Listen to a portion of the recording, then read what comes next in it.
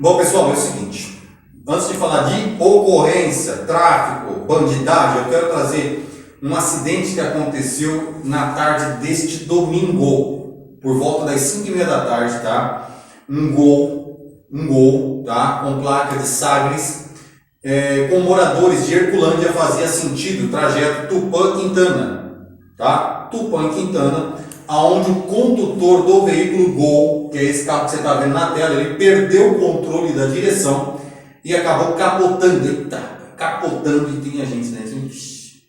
Acabou capotando o veículo poucos antes da rotatória do trevo de Herculândia. Sabe o trevinho de Herculândia, na primeira entrada da cidade, de quem vem de Quintana para Herculândia? Então, 100 metros, falando assim, 100 metros do posto do centro de atendimento da Eixo SP. Então, passou aquele trevo, passou o trevo, você já tem logo à frente o central de atendimento da Eixo SP, então foi ali próximo esse capotamento. Então, lógico, a equipe Eixo SP da concessionária foi acionada com 2 ambulâncias, foi utilizado, mais o resgate do Corpo de Bombeiros, que também prestou atendimento e encaminhou as vítimas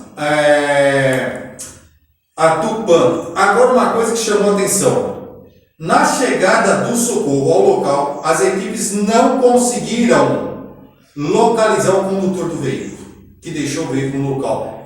Isso é um amigo do cacete mesmo. Capotou o carro, colocou todo mundo em risco, foi embora e deixou o pessoal. Ah, meu Deus. Né? Rapaz, e detalhe, tinha uma senhora também dentro do carro. É complicado, né? Então, aconteceu neste domingo.